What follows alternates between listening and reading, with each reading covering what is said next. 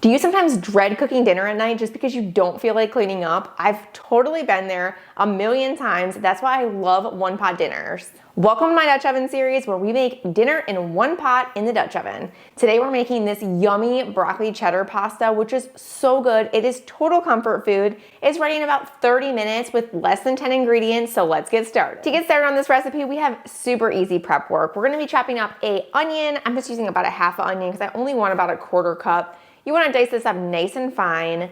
We're also going to be chopping up 2 garlic cloves. You want this really nice and minced. I like to chop all my veggies small because that way the kids aren't super picky about eating it. We're also going to be cutting up some broccoli. You want to chop this up really nice and small because we want it to steam all the way through. We don't want to have any kind of like crunch when we bite into that pasta. And this is only going to cook for about 10 minutes or less. So just make sure you chop those florets up really, really small. We are also going to be shredding up some aged cheddar. I'm going to be doing this on the larger setting of my cheese grater. But the biggest thing with this is you want to make sure to shred it from a block because if you use that bagged cheese, it is not going to melt well. It has this anti-caking agent in it and it just is not the best for melting. You can use it for certain things, but definitely not this recipe. I'm using a Cabot cheddar cheese for this.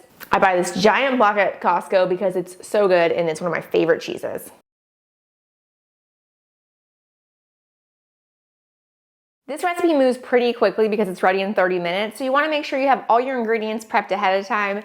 In addition to what we talked about, we also need 2 tablespoons of salted butter. You can use unsalted if you want, and then just add a little bit more salt to the mixture. We need some salt and pepper. We're also going to be using small shells for the pasta.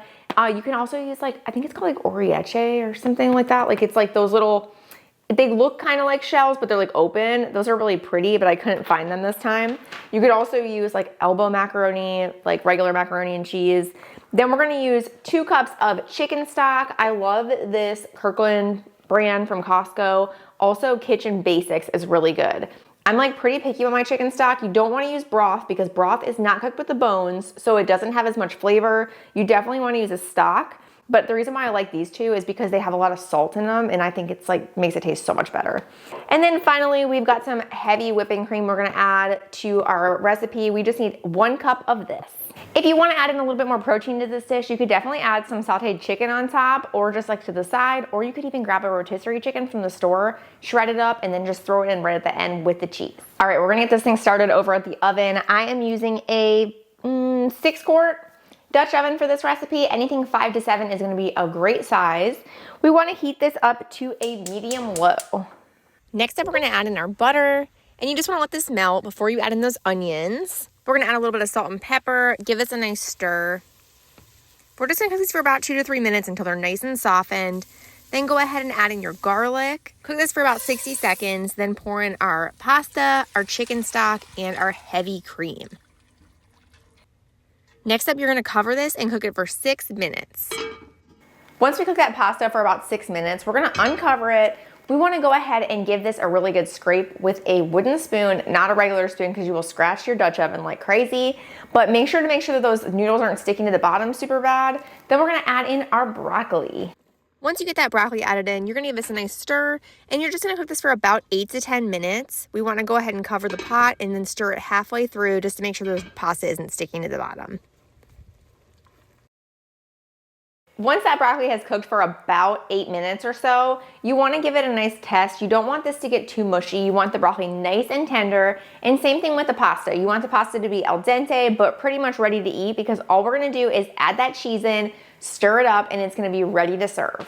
If for some reason the liquid has really absorbed in there, like if there's not much chicken stock or heavy cream, but your broccoli is still not tender and your noodles aren't done, go ahead and add about a quarter cup of chicken stock, or you can do a splash of cream too, and then just cover it and cook it for another couple minutes and test it. If it happens again, just keep doing this on repeat until that's done. It shouldn't be too much longer though.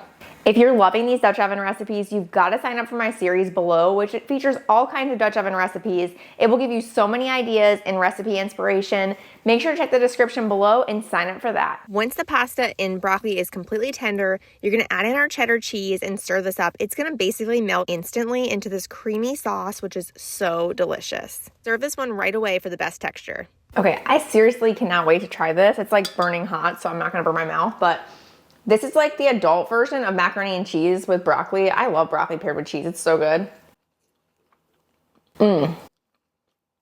You guys, this is delicious. If you want to, you can add a little bit of salt and pepper at the end or even some hot sauce. Mine is perfect the way it is. I'm not gonna add anything. Not trying to brag or anything, but it's perfect.